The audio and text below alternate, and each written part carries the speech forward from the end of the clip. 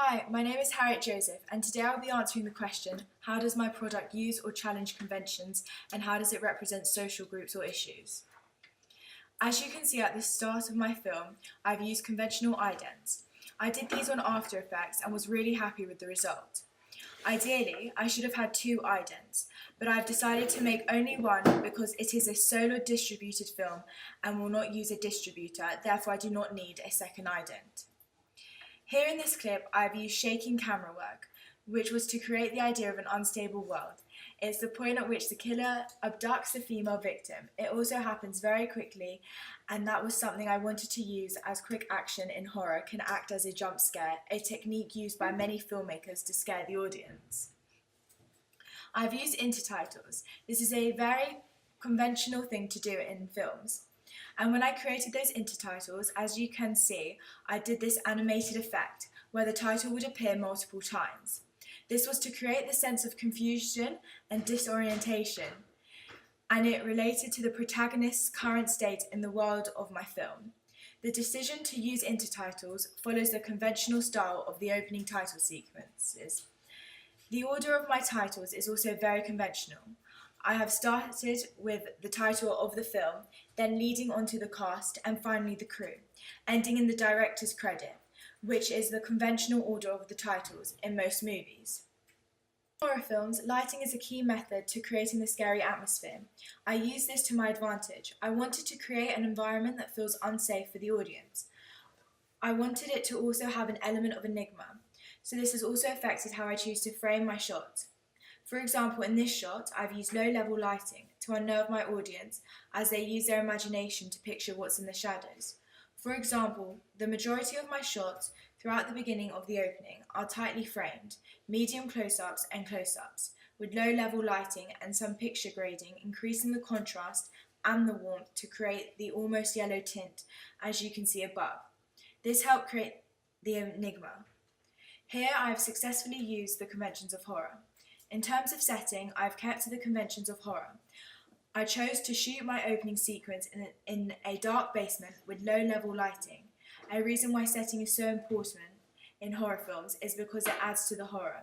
It can leave the audience to feel trapped and also uncomfortable. The dark lighting can also add to the fear, as darkness is a universal human fear. The location being underground was a deliberate choice. It was to invoke more fear in the audience. It leaves the protagonist in a sticky situation as they will not be able to be heard or escape.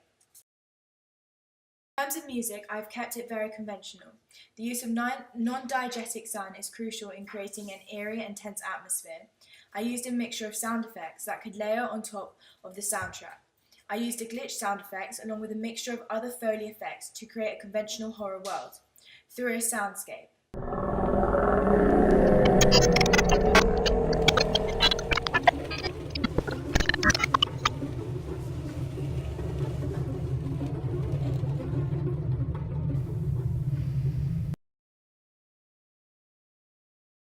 Conventionally, a horror soundtrack will be slow-paced and will use violins, pianos, and many more. This is because these instruments are related to themes of sadness, death, and mourning. I choose to use violins as the main base for my sound. However, I got a recording of them being plucked, so it adds an even more intense effect.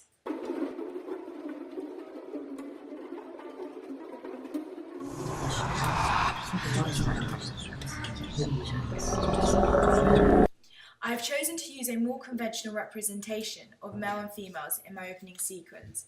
In horror features, there is almost a set representation of certain groups and genders. For example, in films like Friday the 13th, it is common that teenagers in horror films are devious and up to no good, commonly heading to a remote area to partake in sex and drugs.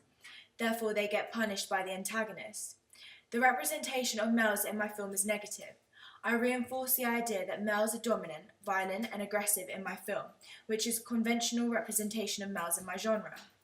The only way I could have possibly challenged the conventions is having an antagonist as a young person instead of an older conventional antagonist. In the genre of horror, women are represented in a very certain way, typically over-sexualized, in order to appeal to the male-dominant audience. and I've also stayed away of Laura Mulvey's The Male Gaze when filming my piece.